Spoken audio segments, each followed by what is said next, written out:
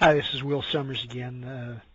This is number 5 in this series about the Hobie shops, Narragansett surf shops in New England.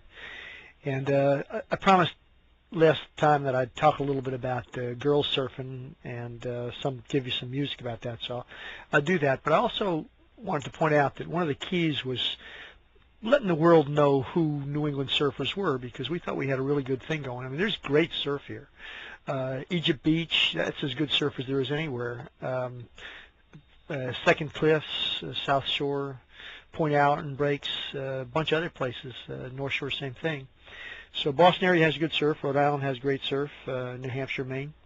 So anyway, we wanted to tell people about that, and accordingly we needed two things. We needed pictures to show how good it was, and then we needed stories to talk about it.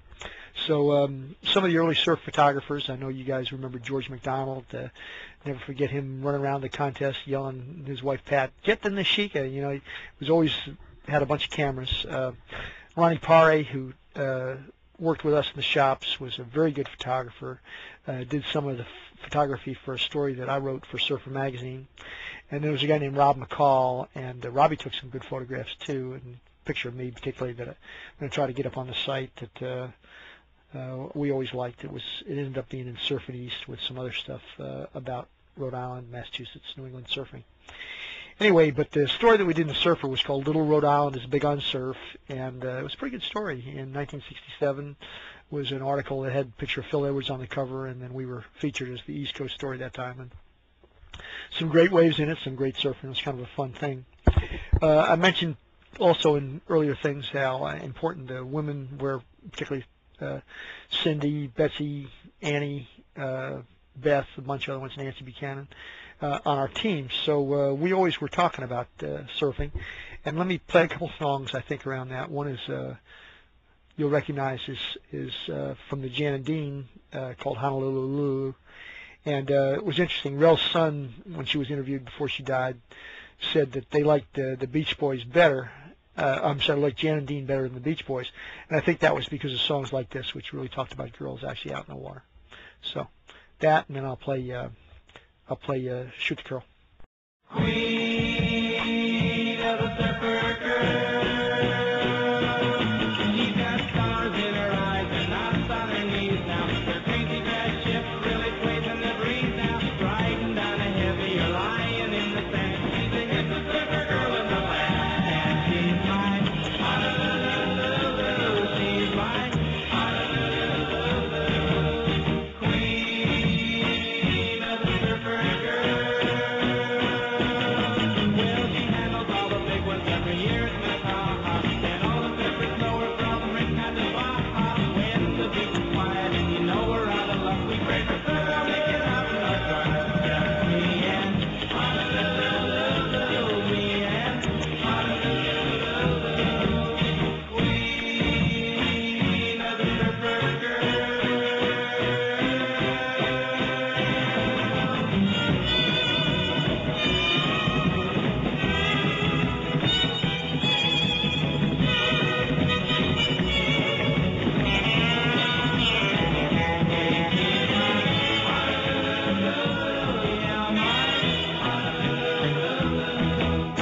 Queen of the surfer girl. I tell you once upon a time, you know she got a little bow when she kind of hula spinner, but her wife wouldn't hold over the falls instead of hanging again. But then she paddled out and tried again, 'cause she's mine. Honolulu, she's mine. Honolulu, queen of the surfer girl.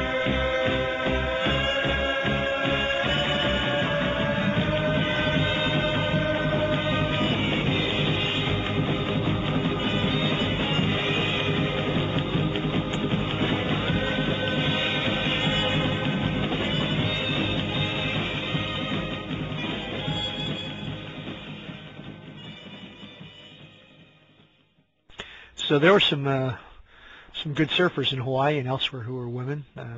Candy Calhoun, Rel's son, I mentioned earlier. But there were also a bunch of gals who were sort of unsung, and Brian Wilson had a girlfriend named Marilyn Ravel. They had a group called the Honeys, and The Beach Boys would back him up, and Brian would produce the music, and they made a song called Shoot the Girl. I think it's really interesting because it's a great song. I'll play that for you now.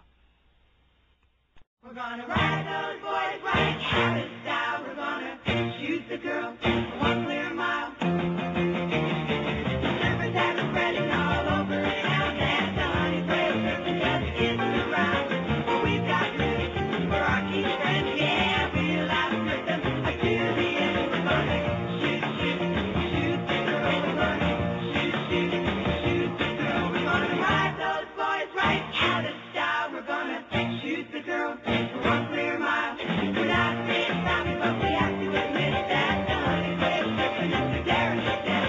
We walk the nose without a fear, without a way out when the surface clears. We're gonna shoot, shoot, shoot the girl. We're gonna shoot, shoot, shoot the girl. We're gonna show those boys who's got the style. We're gonna shoot the girl 1 clear mile.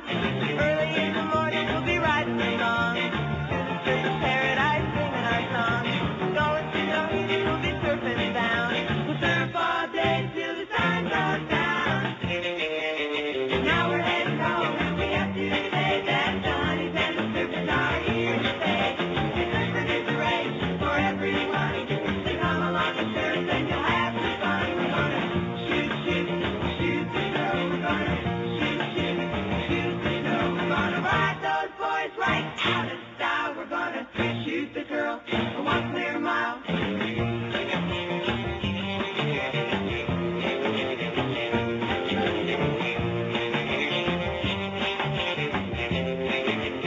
gonna shoot, shoot, shoot the girl. We're gonna shoot, shoot, shoot the girl. We're gonna show those boys who's got the style. We're gonna shoot the girl 1 clear mile. We're gonna shoot, shoot, shoot the girl. We're gonna shoot, shoot, shoot the girl. We're gonna shoot, shoot, shoot the girl. We're gonna shoot, shoot, shoot the girl. We're gonna shoot, shoot, shoot the girl. We're gonna shoot, shoot, shoot the girl.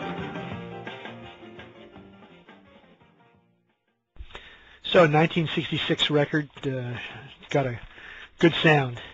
So anyway, a couple more things. Talk a little bit about really the whole era for all of you and the involvement we had in it.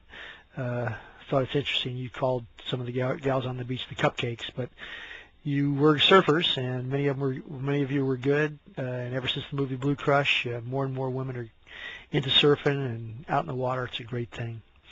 We all back then, and same thing for the women, had to be a lot of things to a lot of people.